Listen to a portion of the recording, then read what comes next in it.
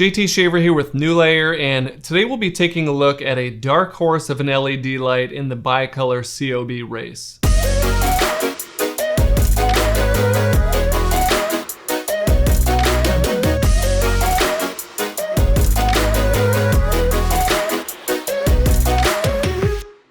This is the Weeylite Ninja 400, and I will tell you right now that it crushed most of the expectations that I had before I was able to test it out. I also got my hands on the Weeylite WE-10 RGB ring light, which makes a great companion to the Ninja 400, so I'll quickly cover that light later in this video as well. Let's jump right in and take a look at what makes this light special. The case that comes with this light is exactly what I look for in a case for a COB light. It's well padded with rigid walls, it's branded on the outside so you know exactly what's inside at a glance, and best of all, it's really compact. I was really surprised at how small this light was, especially after I found out just how much they were able to pack into it. As far as build quality goes, this light is mostly metal and any plastic is really high quality. I really have zero complaints about the materials or build quality, at least of the head unit itself. Another pleasant surprise was the fan noise on this light. Every light advertises a whisper quiet fan, but this is one time where it actually lives up to all the marketing hype. I'll play audio samples of the Godox SL60W and SL150W Mark II, as well as the Weeylite Ninja 400, so you can hear it for yourself.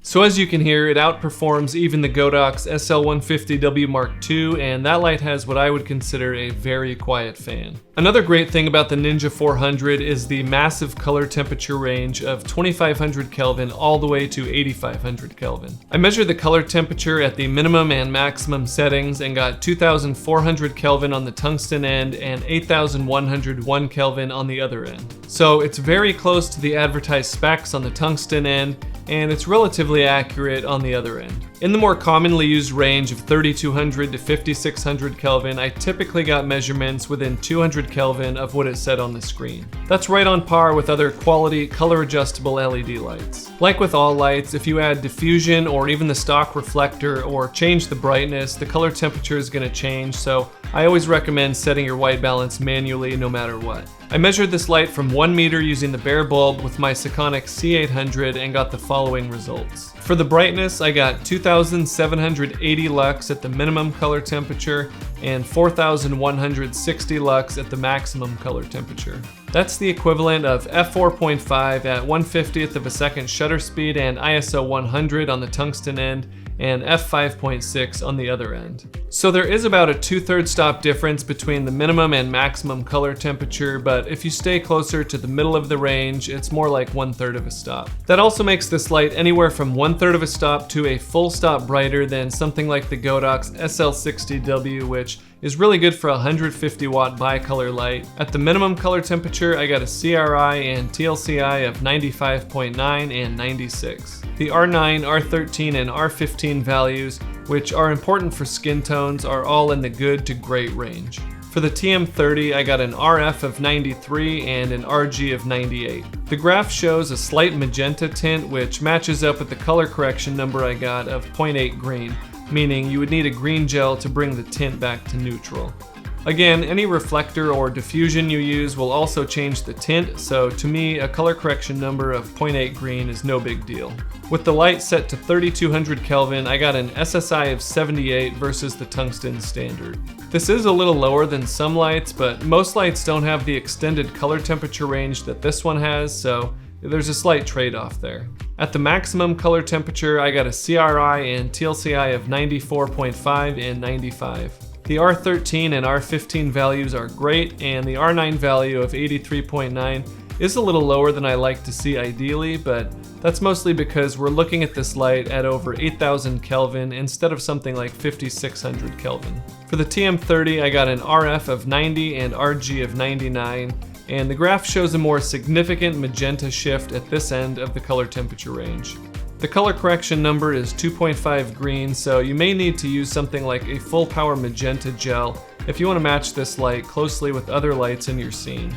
If this is your main light, or if you're using multiple Ninja 400s, then you can account for this just by setting a custom white balance before filming. With the light set to 5500 Kelvin, I got an SSI of 70 versus the D55 daylight standard. I usually like to see this in the 72 to 74 range, but it's acceptable, and like I keep saying, it's actually pretty good considering the extended color range of this light. Overall, for having such a huge color temperature range, I'm happy with all of these numbers. If you want to compare all the brightness and color accuracy measurements of this light versus lights from other brand, I'll have a link in the description to my light comparison tool. It uses real-world measurements instead of manufacturer-provided specs, so it really helps you compare lights fairly. One design feature of this light that I really like is the tightening knob on the mounting yoke. Instead of using a regular knob that you have to turn multiple times, it uses a quick release type knob, and it's just much simpler. You just flip it open, adjust the angle, and then flip it closed, and it also has geared teeth, so it really helps it to keep from sagging even when you're using larger modifiers. I'd love to see this type of knob make its way onto other lights because it's just much easier to use. The actual COB on this light is protected by glass, which is a nice feature because some lights are not like that, and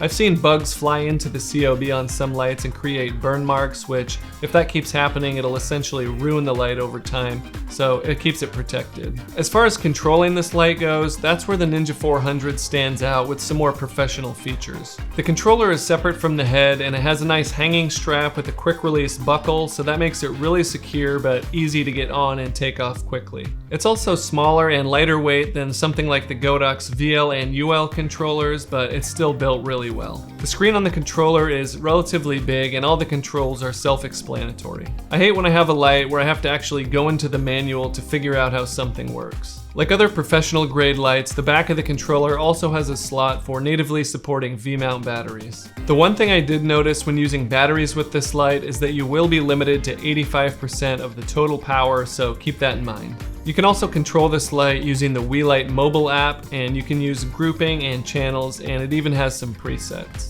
This light also includes the RC11 remote, which not only works on the Ninja 400, but the WE-10 ring light as well. It seems like ring lights aren't as popular with the professional crowd, but I do think they have their place, and they can be really useful, especially when they have RGB support. The WE-10 is 18 inches, has RGB WW support, and is $139. In CCT mode, the color accuracy is actually exceptionally good, and it's about 1 2/3 stops dimmer than something like the Godox SL60W.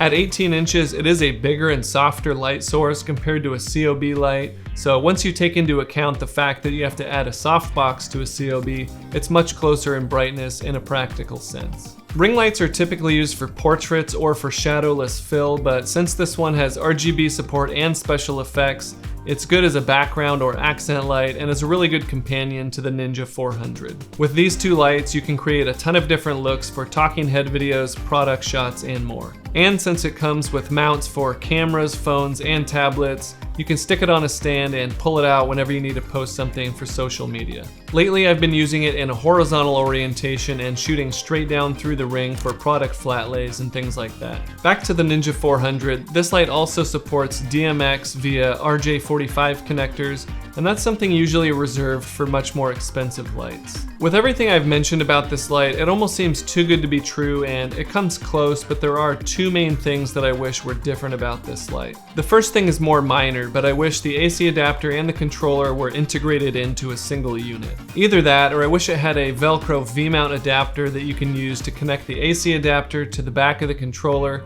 just to consolidate everything down into less pieces. The Godox VL and UL series have that adapter, and it just makes it easier to keep things nice and neat. My bigger wish is for this light to actually have a smaller color temperature range. So instead of 2500 to 8500 Kelvin, something like 3200 to 6500 Kelvin, with more of a focus on color accuracy would be more useful, especially for me. The color accuracy measurements I got for this light may be a little lower than other lights that I've tested, but to be fair, LED lights have gotten so good over the past few years that even if the Ninja 400 is lagging behind a little bit in that category, it's still really usable. There are some other bicolor COB lights out there, but for what's included, the Ninja 400 might be the best value. The GVM G100W is about $250, but it's louder, doesn't have DMX or V-mount support, and the build quality makes it obviously a budget light. The Intellytech Light Cannon X-100 is $699, but it is very color accurate,